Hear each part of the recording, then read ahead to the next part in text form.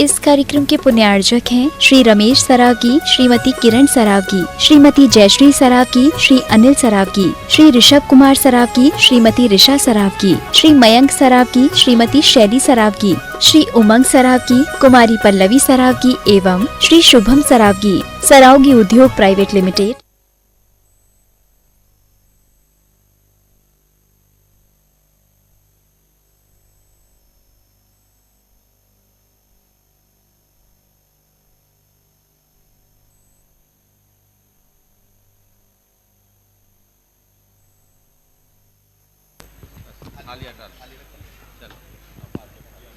चलेगा, पधारें।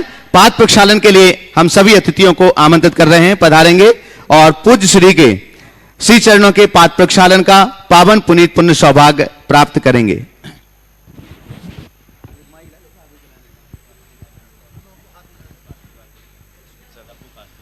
डब्बू जी कासरीवाल कृपया पधारें, पूज्य श्री के पावन श्री चरणों के पाद प्रक्षालन के सौभाग्य प्राप्त करें। सभी दोनों हाथों से करतल ध्वनि करते हुए अनुमोदना, आप भले ही वहां बैठे हैं लेकिन अनुमोदना के पुण्य से आप भी पाद प्रक्षालन का पावन पुनीत पुण्य सौभाग्य प्राप्त कर सकते हैं।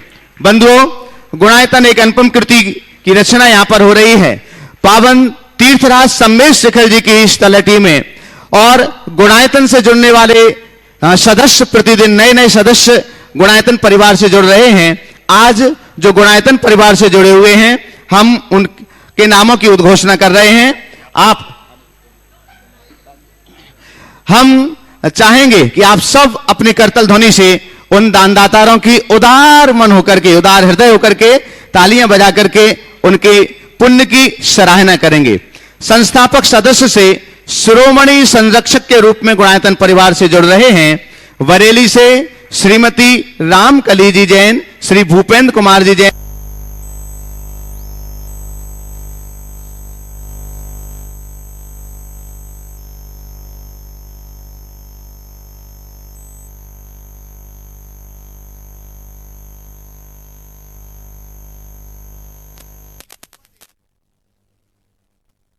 जी दिनेश कुमार जी, रेखा जी, कमलेश जी, कामना जी जैन सपरिवार, जोरदार करतल ध्वनि से सम्मान करें। निर्माण सारथी के रूप में जुड़ रहे हैं गढ़ा कोटा से श्री अरविंद जी जैन, श्रीमती नीलू जी जैन, श्री नेमचंद जी जैन, आदि जी, अंश जी, साक्षी जी, तपेश जी, पीयूष जी, सुनील जी, सोनाली जी जैन सपरिवार, सभी का लगातार करतल ध्वनि से सम्मान करते जाएं। निर्माण निधि से निर्माण मित्र के रूप में गुणायतन परिवार से जुड़ रहे हैं कोटा से श्री मुकेश जी जैन, श्रीमती मंजू जी जैन सपरिवार। निर्माण निधि के रूप में जुड़ रहे हैं तालेड़ा बूंदी राजस्थान से श्री किस्तूर चंद जी, महावीर जी, श्रीमती इंदिरा जी, शिल्पा जी, विपुल जी जैन सपरिवार। मुजफ्फरनगर से श्री बीरेन जी जैन, सिद्धांत जी जैन, श्रीमती प्रमोद जी जैन सपरिवार। अशोकनगर से श्रीमती अंजना जी जैन, विकास जी, श्रीमती रानी जी जैन सपरिवार। झांसी उत्तर प्रदेश से स्वर्गीय श्री प्रकाश चंद जी जैन की पुण्य स्मृति में श्री नीतेश जी, स्मिता जी, अनन्या जी जैन सपरिवार। एक बार जोरदार करतल ध्वनि से सभी का सामूहिक रूप से अभिनंदन करें और इसके साथ ही दोनों हाथों को जोड़िएगा। पूज्य श्री के पावन श्री चरणों में हम आज के मंगल आशीष वचनों के लिए प्रार्थना करने जा रहे हैं, इस सूचना के साथ कि आने वाले 10 सितंबर से 19 सितंबर तक परवराज पर्यूषण के श्रावक संस्कार शिविर का विशिष्ट आयोजन इस बार सम्मेश शिखर जी तीर्थराज के इस धरातल पर हो रहा है, जहां पर अनंत सिद्ध परमात्माओं की वर्गणाओं से ये पावन पवित्र है।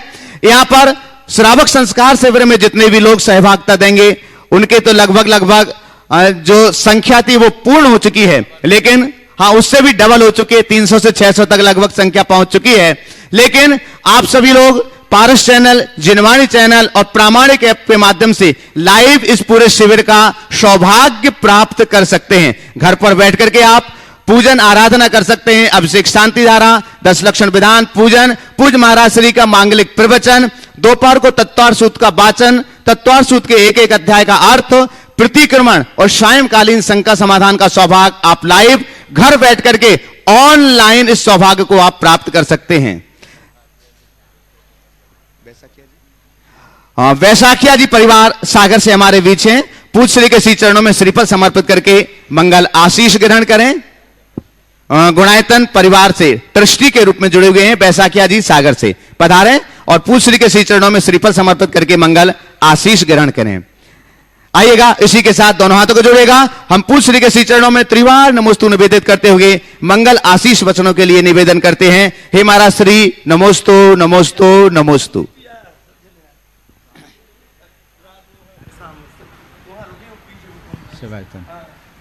ओम ओम। सभी लोग अपने दोनों हाथ जोड़ लें और मेरे साथ महामंत्र के स्मरण के लिए अपना मानस तैयार करें।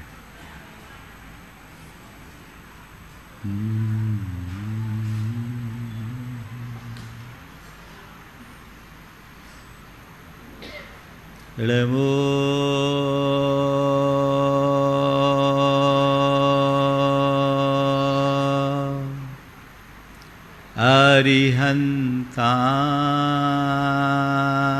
अरिहन्ताणं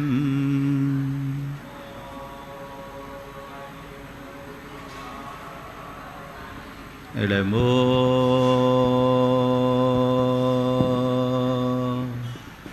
सिद्धाणं नमो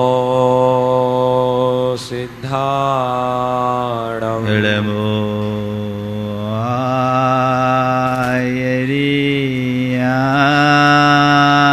आयर्याणं नमो आयर्याणं नमो उवज्झाया नमो वज्जायाणं नमो लोये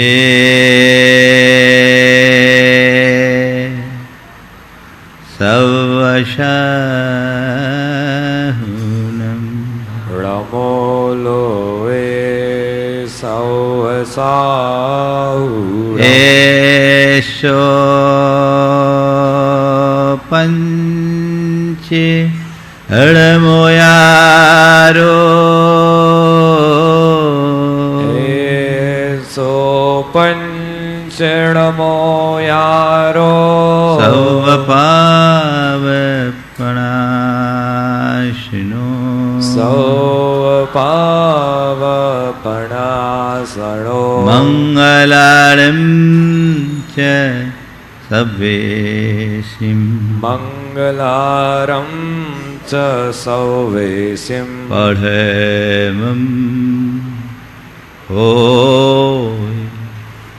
मङ्गलम् पढ़वं होई मंगलम। जय बोलो देवादिदेव 1008 श्री भगवान महावीर स्वामी की जय जय जय। अहिंसा परमो धर्म की जय जय जय। परम पूज आचार्य गुरुवर श्री विद्यासागर जी महाराज की जय जय जय। बोले परम पूज गुणायतन प्रणेता मुनिवर श्री प्रमाण सागर जी महाराज की जय जय जय। मुनिवर श्री 118 सागर जी महाराज की जय जय जय। हमारे भावों का हमारी चेतना पर गहरा प्रभाव पड़ता है। हमारे मन में उत्पन्न होने वाले शुभाशुभ भाव शुभाशुभ कर्म के आशय का कारण है। हम लोग क्रियात्मक पापों पर जितना ध्यान देते हैं, भावात्मक पापों पर भी ध्यान देना चाहिए। क्रियात्मक पाप की अपेक्षा भावात्मक पाप से हमारा अधिक नुकसान होता है। इस आशय की बात विगत दिनों से आप सबसे की गई। आचार्य कुंद पाप का परिचय कराते हुए कहते हैं, प्रवृत्ति का पाप तो हर कोई समझ लेता है, वृत्ति के पाप को बहुत कम लोग पहचानते हैं। और जब तक वृत्ति में पाप हो तो प्रवृत्ति के पाप से मुक्ति भी कठिन है। वृत्तिगत पाप को समझने की कोशिश करो। वृत्ति यानी हमारी अंतश्चेतना के संस्कार से प्रेरित भाव, और प्रवृत्ति यानी हमारा बर्ताव। हम अपने बर्ताव को बदलने के लिए, व्यवहार को बदलने के लिए तो तैयार होते हैं, पर भावों को संभालने के लिए बहुत कम ध्यान दे पाते हैं। संत कहते हैं कि भाव और बर्ताव दोनों ठीक करना है, और भाव ठीक होगा तो बर्ताव तो अपने आप सुधरेगा। कल की तिथि में हमने कहा था, सन्नाओ तिलेशा,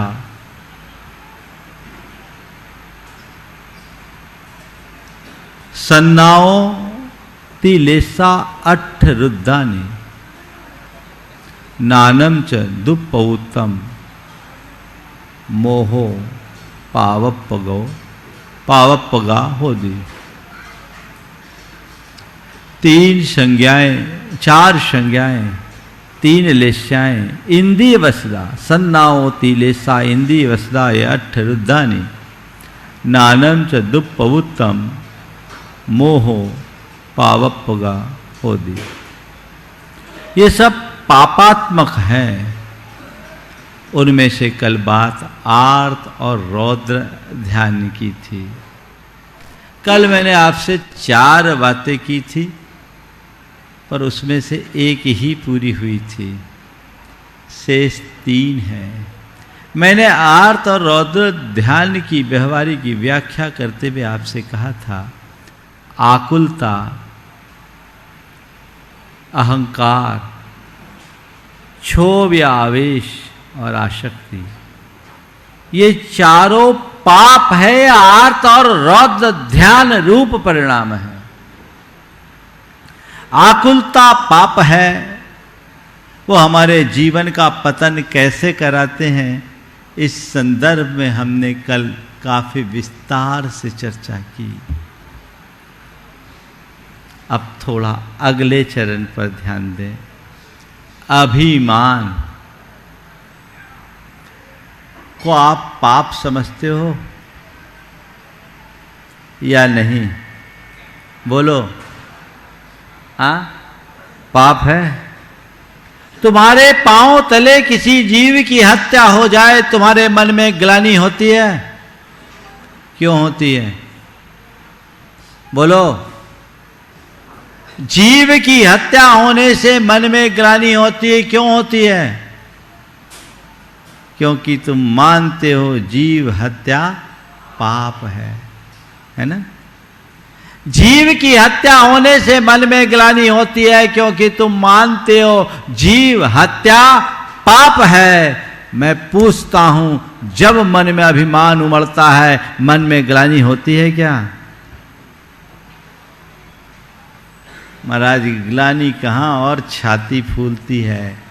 इसका मतलब तुमने हमें अभी कह जरूर दिया कि अभिमान पाप है, पर अंदर का मन अभिमान को तुम्हारे स्टेटस का सिंबल मान रखा है। वो मानने को राजी कहाँ कि मैं पाप हूं, है क्या? बोलो। और जब तक ऐसी स्थिति रहेगी, हम कैसे सुधरेंगे? आप अभिमानी को पसंद करते हो? बोलो। नहीं करते। और अभिमान को? है गड़बड़। अभिमानी किसी को पसंद नहीं, पर अभिमान सबको प्रिय है। तो भैया, जब तक तुम्हारे मन में अभिमान के प्रति प्रियता का भाव होगा, जब तक तुम्हें अभिमान प्रिय लगेगा, तब तक तुम अभिमानी ही बने रहोगे। और जब तक तुम अभिमानी हो, तुम पापी ही होगे। किसी व्यक्ति को अभिमानी कह दो तो कैसा लगता है? बोलो, अच्छा लगता है क्या? ये बड़ा अभिमानी है। कह दे तो कैसा लगता है? महाराज सामने वाला बौखला जाएगा कि मुझे अभिमानी कहते हो। हाँ, अरे भाई तेरे भीतर अभिमान है, तुझे अभिमानी कहते तो क्या बुराई है? जैसे कोई धनवान व्यक्ति को धनी कहते तो उसको कोई बुरा लगता है क्या? बोलो। धनवान को धनी कहने पर बुरा नहीं लगता, ज्ञानवान को ज्ञानी कहने पर बुरा नहीं लगता, लेकिन अभिमानवान को अभिमानी कहने में बुरा लगता है। क्रोधवान को क्रोधी कहने में बुरा लगता है। माया से भरे व्यक्ति को मायावी कहने में बुरा लगता है। लोभ में से भरे व्यक्ति को लोभी कहने में बुरा लगता है ना? ये उल्टी बात है। क्यों? ये अवधारणा बदलनी चाहिए। अभिमान एक पाप है, ये अंतर मन में जब तक नहीं बैठेगा सच्चे अर्थों में विनम्रता का आदर्श उतर ही नहीं पाएगा। मन में अभिमान उमड़े तो उसी क्षण आत्मक ग्लानि होनी चाहिए कि मुझसे पाप हो गया। आता है महाराज, कभी मान पत्र मिलता है ना तो और छाती फूलती है। क्या है? कितनी बड़ी दुर्बलता है, कमजोरी, इसे समझिए। अभिमान पतन का कारण है, वह हमारी चेतना को कलंकित करता है। ये बात अंतर मन में बैठाइए, तब कहीं जाकर हम अपने जीवन में कुछ अच्छा कर सकेंगे। उसके वेग में फूलिए मत। हमें दूसरों का अभिमान बुरा लगता है, खुद के अभिमान में तो स्वाभिमान की झलक दिखती है ना? दूसरा तो ये बड़ा अभिमानी है, बड़ा घमंडी है। आजकल एक शब्द चल पड़ा, इसमें तो बड़ा एटीट्यूड है। खुद अपने भीतर देखो, दूसरे का अभिमान तुम्हें अभिमान दिखता है, खुद के अभिमान का पता क्यों नहीं लगता? सोचने और समझने की बात केवल इतनी सी है। ये पाप है, ये रौद्र ध्यान है। अभिमान, आवेश, आसक्ति, ये सब रौद्र ध्यान के रूप है। हिंसानंद, मृषानंद, चौर्यानंद और विषय संरक्षणानंद हम जो कहते हैं वो अंततः इन्हीं से प्रेरित परिणाम है।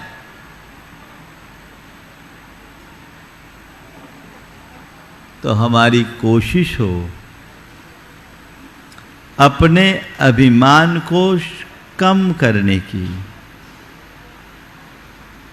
मान से मुक्त हो सकूं ये मेरा बड़ा सौभाग्य है, पर कदाचित मान मुक्त ना हो पाऊं तो कम से कम मान कम तो करूं, मान में अंधा तो ना होगा। ये स्थिति तुम्हारी बनेगी कब? जब अभिमान में पाप के दर्शन होने लगेंगे तब। उन्हें पापात्मक समझिए और जीवन के क्रम को परिवर्तित कर लीजिए, तब कहीं जाकर हम अपने जीवन में कोई सार्थक उपलब्धि कर पाएंगे। आज मुझे पूरा करना है इस प्रसंग को, इसलिए आगे बढ़ूंगा। दूसरी बात थी आवेश या क्षोभ। आवेश और क्षोभ क्या है? अंदर की असहजता जो हमें अशांत, उद्विग्न, व्यग्र और बेचैन बनाती है। ये भी पाप है जो क्रमशः बढ़ते बढ़ते क्रोध के रूप में अभिव्यक्त होता है और क्रूरता के रूप में परिणत हो जाता है। ये क्या है? पाप। हमारी कोशिश हो अपने अंदर के आवेश या क्षोभ को ही शांत करे।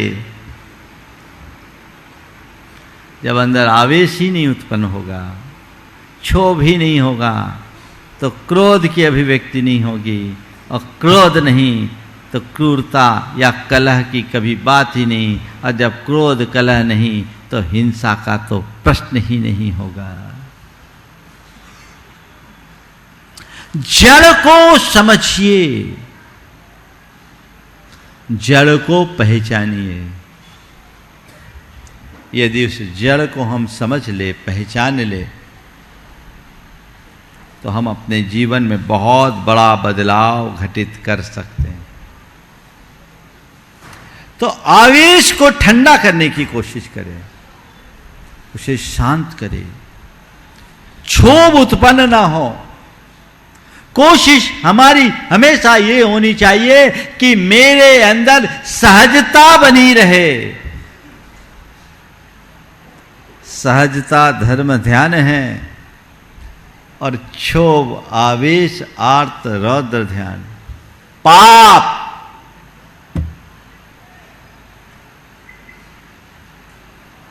बात समझ में आ रही है? महाराज समझ में आ तो रही है, पर हजम नहीं हो रही। आपके कहे अनुसार तो हम बड़े पापी हो गए। क्या हो गए? पापी हो गए। हाँ हैं? बात बिल्कुल सही है, पापी हो गए ये बात नहीं, पापी तो हम हैं ही। हमें अपने पाप को धोना है, और धोना ही नहीं, पाप को मिटाना है। मिटाना ही नहीं, पाप से बचना है, और बचना ही नहीं, पाप को त्यागना है।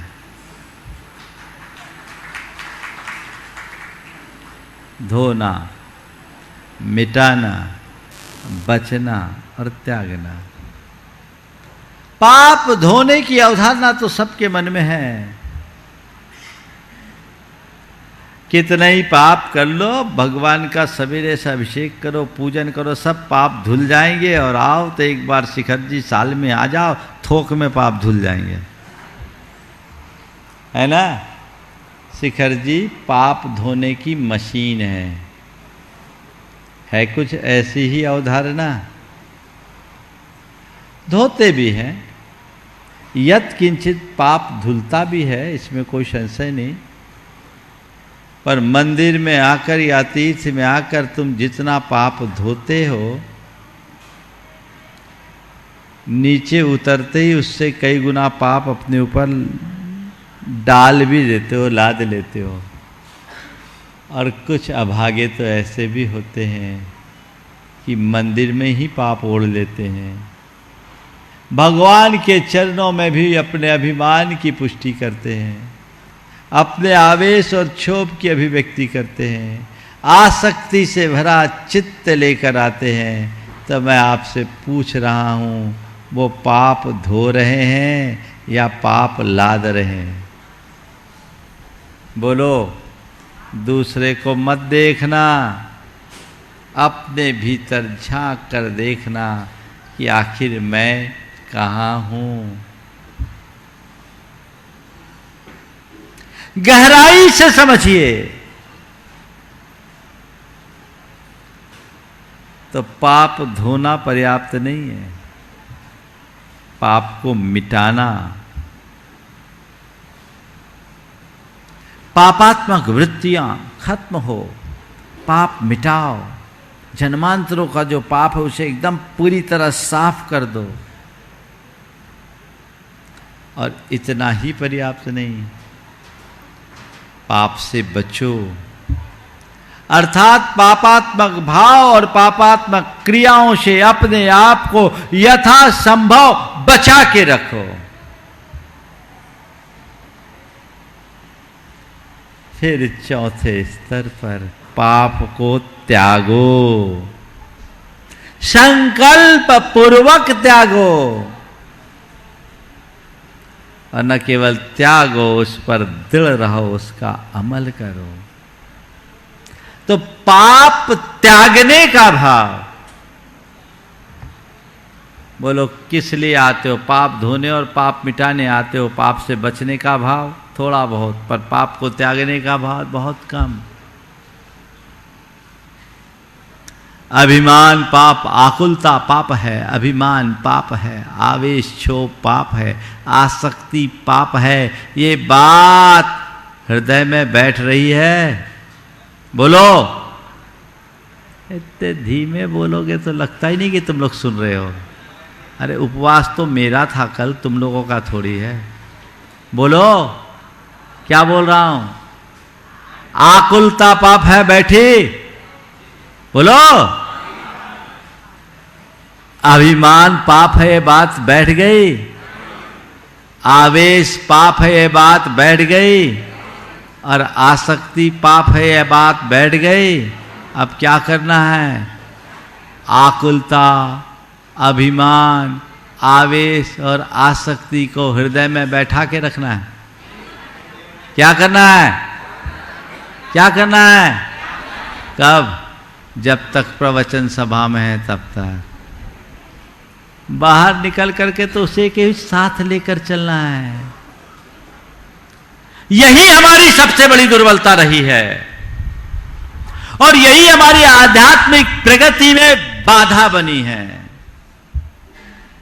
मैंने शुरुआत में जब पाप की विवेचना की थी तब पहले ही दिन कहा था, पाप हमारी आध्यात्मिक प्रगति में सबसे बड़ी बाधा है, क्योंकि वह हमारी आत्मा का पतन करता है। जितनी भी नकारात्मकताएं और दुर्बलताएं हैं, क्षुद्र वृत्तियां हैं, वे सब हमारे आध्यात्मिक विकास के अवरोधक हैं, बाधा हैं, रोड़े हैं, और वे सब पाप हैं।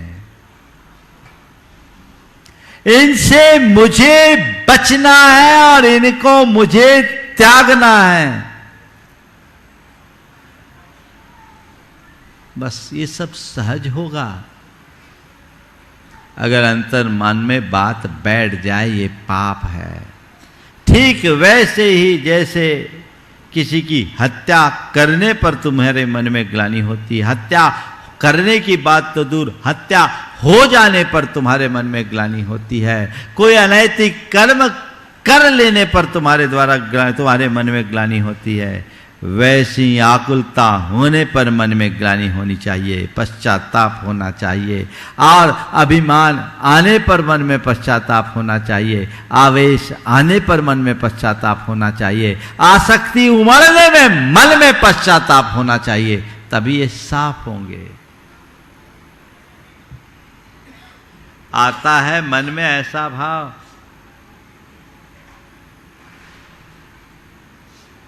कभी नहीं, बहुत कम। जब यह भाव आएगा तभी जीवन में कुछ सुधार हो पाएगा।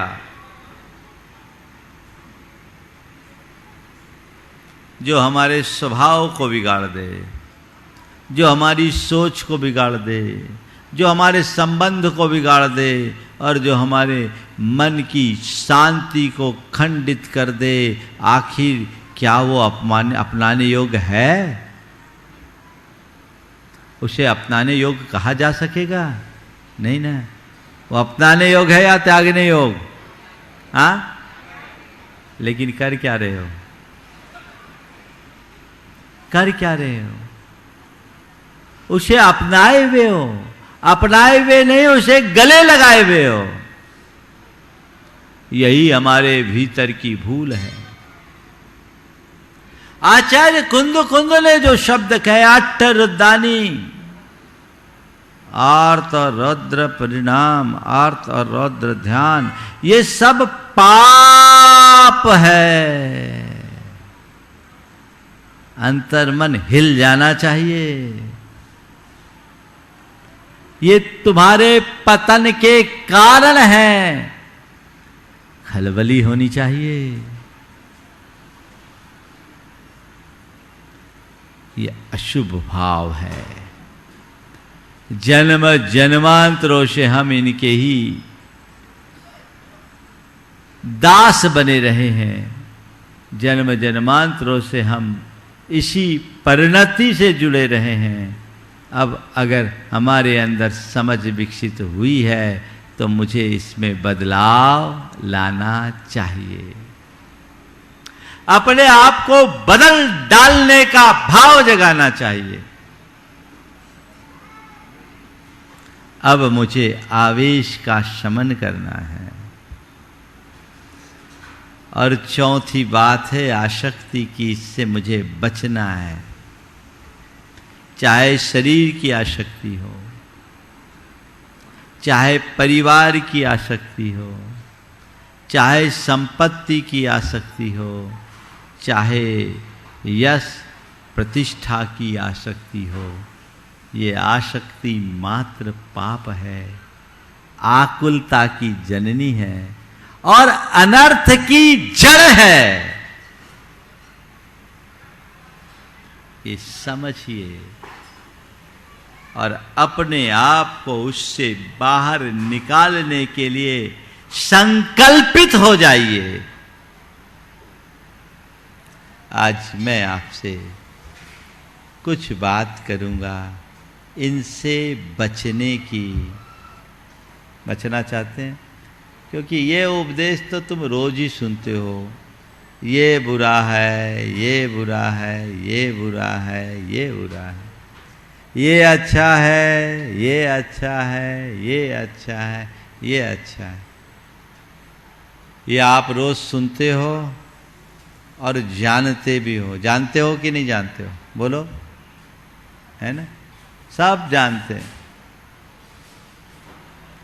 एक बार एक संत के पास एक जिज्ञासु पहुंचा, कहा गुरुदेव मुझे कुछ उपदेश दे दो।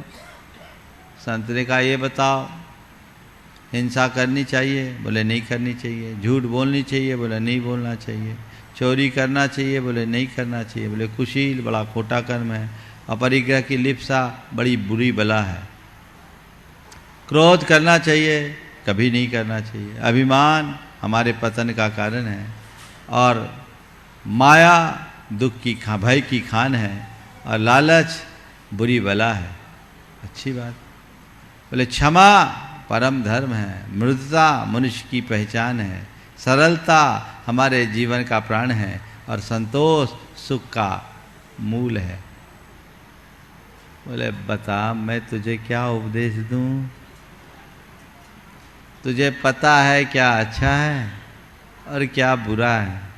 मैं भी यही तो उपदेश दूंगा।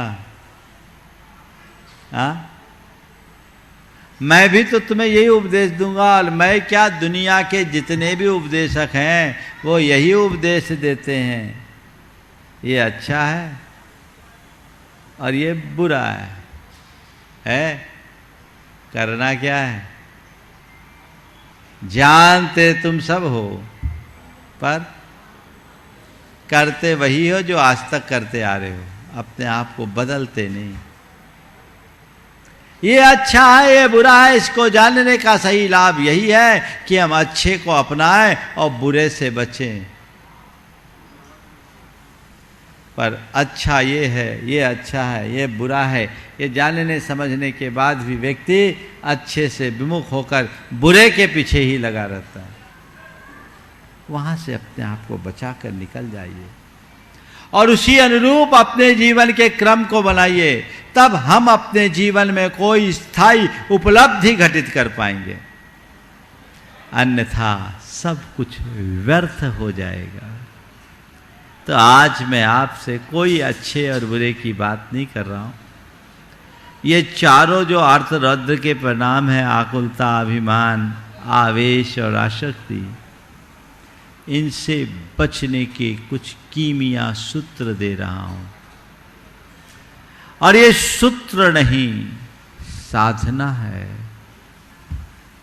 सूत्र नहीं, साधना है।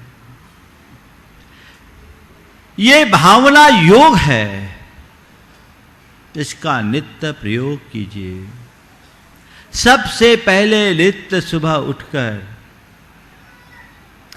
अपने मन में कुछ मंगल कामनाओं के बीज बोइए। प्रभु परमात्मा और प्रकृति से स्वयं को सहज, शांत, स्वस्थ और समर्थ बनाने की, सकारात्मक बनाए रखने की, सशक्त बनाए रखने की प्रार्थना कीजिए, मंगल कामना कीजिए। कुछ विधेयक वाक्य अपने सामने रखिए और प्रभु से प्रार्थना कीजिए, हे प्रभु मुझे ऐसी शक्ति दे कि मैं आज पूरे दिन सहज रह सकूं, मैं शांत रह सकूं, मैं सकारात्मक रह सकूं, मैं संयम रख सकूं। ये भाव अपने अंदर गहरा बना लीजिए। फिर दूसरे क्रम में जो मेरे द्वारा दिन भर में गलत हुआ उसके प्रति मन में पश्चाताप का भाव, उसके प्रति ग्लानि, ये आकुलता, ये क्रोध, ये आवेश, ये अभिमान, ये आसक्ति, ये बुराई है। क्रोध, मान, माया, लोभ, ये सब पाप है और मैं अपने पूर्व के संस्कार से प्रेरित होकर अनेक बार इन आवेगों में बहा हूं। हे प्रभु, आज मैंने जो भी मन से बुरा सोचा, वचनों से जो भी बुरा बोला और शरीर से जो भी बुरा किया, उसका मुझे घोर पश्चाताप है। मेरे मन में उसके प्रति प्रगाढ़ ग्लानि है और वो ग्लानि का अनुभव करिए। और फिर अपने अभिमानवश, अपने आवेशवश, अपनी आसक्तिवश या अपने अंदर की आकुलतावश, आतुरतावश मैंने जो भी कुछ गलत किया उसके प्रति मन में पश्चाताप, ये प्रतिक्रमण है जो भावना योग का दूसरा चरण है। पाप से बचने का सशक्त माध्यम पाप से बचने का नहीं, पाप मुक्त और दुख मुक्त होने का सशक्त माध्यम अपनाइए। जब पाप के प्रति आपके मन में ग्लानि होगी, पश्चाताप का भाव होगा, तभी आप उसकी पुनरावृत्ति से बच सकोगे। और उस पुनरावृत्ति से बचने के लिए तीसरे चरण में प्रत्याख्यान है, जो आपके मन में पापात्मक वृत्तियों से बचने के संकल्प के रूप में प्रकट होता है। जीवन को सहज, शांत, सकारात्मक बनाने का संकल्प, अपने भावी जीवन को उज्जवल बनाने का संकल्प अपने मन में जोड़िए। आज मुझे सहज रहना है, मुझे सहज रहना है, मुझे सहज रहना है, मुझे सहज रहना है, मुझे शांत रहना है, मुझे शांत रहना है, मुझे शांत रहना है, मुझे शांत रहना है, मुझे विनम्र रहना है, मुझे विनम्र रहना है, मुझे विनम्र रहना है, मुझे विनम्र रहना है, मुझे संयम रखना है, मुझे संयम रखना है, मुझे संयम रखना है, मुझे संयम रखना है, मुझे सकारात्मक रहना है, मुझे सकारात्मक रहना है, मुझे सकारात्मक रहना है, मुझे सकारात्मक रहना है। एक ही वाक्य को ओम, एक ही वाक्य को बार बार इस भांति दोहराइए मानो आप अपने अंतश्चेतना को कुछ विशेष निर्देश दे रहे हैं। ये कमांड है और ये कमांड अगर व्यवस्थित बन गए, गहरे हो गए, तो आपका मन सहज रूप से उन वृत्तियों से जुड़ेगा और जिनसे आप बचना चाहते हो उससे बचेगा। जब भी मन असहज होने को होगा, अंदर से आवाज आएगी मुझे सहज रहना है, जब भी मन में क्षोभ आवेश आएगा, अंदर से आवाज आएगी मुझे शांत रहना है। जब भी मन में अभिमान उमड़ेगा, अंदर से भीतर से आवाज आएगी मुझे विनम्र रहना है। और जब भी हृदय में आसक्ति उभरेगी, अंदर से आवाज आएगी मुझे संयम रखना है, मुझे सकारात्मक रहना है। और यही तुम्हारे जीवन के बदलाव का आधार बनेगी। बड़ी वैज्ञानिक साधना है ये, बशर्ते आप इसे अपनाएं, अपने जीवन को पूरी तरह से बदल डालने की क्षमता आप विकसित करेंगे। और चौथे चरण में सामायिक है, वो इनर रिफ्लेक्शन है, अपने सहज शुद्ध शांत चैतन्य स्वरूप का स्मरण, अपने आत्मा के स्वरूप का स्मरण। मैं सहज हूं, मैं शुद्ध हूं, मैं शांत हूं, मैं पवित्र आत्मा हूं, मैं विशुद्ध आत्मा हूं, मैं चैतन्य स्वरूप हूं, मैं ज्ञान स्वरूप हूं। ये भावना बार बार गहराने से हमें अपने स्वरूप का बोध होता है। और स्वरूप बोध होते ही मनुष्य अकार्य से बच जाता है। स्वरूप का बोध होते ही उसकी प्रवृत्ति बदल जाती है। आज आपसे कोई अकार्य करने के लिए कहेगा, करोगे क्या? नहीं, ये कार्य मेरे लायक नहीं है, क्योंकि मैं एक सभ्य नागरिक हूँ, मेरी अपनी प्रतिष्ठा है, मेरी अपनी छवि है, मुझे इसके विरुद्ध कार्य नहीं करना। आज मैं मुनि हूँ, मुनि धर्म से विरुद्ध कोई कार्य मैं नहीं कर सकता, क्योंकि मुझे हर पल इस बात का एहसास है, श्रमणो हम, मैं मुनि हूँ, मैं मुनि हूँ, मैं मुनि हूँ, मैं श्रमण हूँ, तो मुझे श्रमणचर्या के भीतर रह करके ही अपना काम करना है। ये हमारे मन में है। इसी तरह जब हमारे मन में ये बात बैठ जाएगी, मैं शुद्ध आत्मा हूँ, मैं सोहम, मेरे भीतर का जो चैतन्य रूप ज्ञान रूप आत्मा है वो मैं हूँ, तो फिर मेरा स्वभाव सहज है, शांत है, शुद्ध है, पवित्र है, वह मैं हूँ। तो फिर असहज क्यों हूँ, अशांत क्यों हूँ, अशुद्ध क्यों हूँ, विकारी क्यों बनूँ? मुझे निर्विकार रहना है। ये संस्कार अपने आप जगेंगे। जितना गहरा आत्मज्ञान होगा, आत्मश्रद्धान होगा, आपकी प्रवृत्ति में उतनी ही सहजता आएगी। यह अभ्यास नियमित कीजिए और अपने अंदर चमत्कार घटित कीजिए। तुम 2-3 घंटे पूजा करके अपने आप को कितना बदल पाए मुझे नहीं मालूम, पर मैं कहता हूँ प्रतिदिन 45 मिनट का भावना योग कर लो। 3 महीने में रिजल्ट ना मिले तो मुझसे कहना। तुम्हारे पाप छूटेंगे, पाप गलेंगे, पाप धुलेंगे। करो। पर आप लोग ऐसे आलसी हो, बिना किए ही सब कुछ पाना चाहते हो। कैसे होगा? मैं आज पुनः आप सबसे कहता हूं, भावना योग कीजिए। और जिन लोगों को भावना योग करने में अभी कुछ और कंफ्यूजन है, 2-3 दिन रुक लीजिए, जाइए। आज 6 तारीख हो गई, 10 तारीख से शिविर होगा। शिविर में प्रतिदिन 5:10 से भावना योग होगा। वो प्रमाणिक ऐप पे आप सबको देखने को मिलेगा। आप उसके माध्यम से लाइव देख सकते हैं, उसका आनंद ले सकते हैं। 10 दिन अगर आप करने लगेंगे, आपकी आदत बन जाएगी और फिर उसे आप कंटिन्यू कर सकते हैं। जिन्हें इसमें भागीदारी लेनी है, व्हाट्सएप पे अपनी सूचना दे दें, ताकि इंडिविजुअली आपको लिंक भेजी जा सके और आप आनंद ले सके।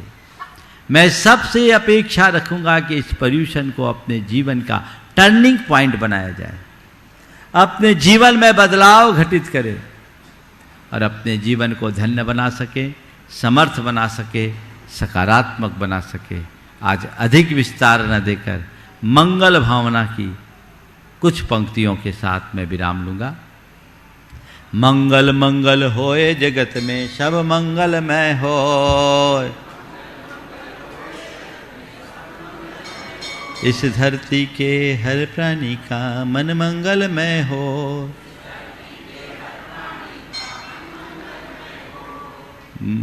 मन का सब संताप मिटे अरु अंतर उज्ज्वल हो। राग देश अरु मोह मिट जाए आत्म निर्मल हो। प्रभु का मंगल गान करे सब पापों का क्षय हो।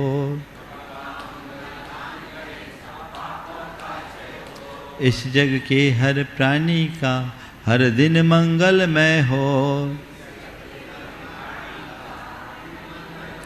मंगल मंगल होए जगत में सब मंगलमय हो। इस धरती के हर प्राणी का मन मंगलमय हो। मंगलमय हो प्रातः हमारा रात सुमंगल हो। जीवन के हर पल हर क्षण की बात सुमंगल हो। घर घर में मंगल छा जाए जन जन मंगल हो। इस धरती का कन कन पावन ओ मंगलमय हो। मंगल मंगल होए जगत में सब मंगलमय हो। इस धरती के हर प्राणी का मन मंगलमय हो। जय बोलो परम पूज्य आचार्य गुरुवत्स्य विद्यासागर जी महाराज। बोलिए परम पूज्य मुनिवर 161 प्रमाण सागर जी महाराज की।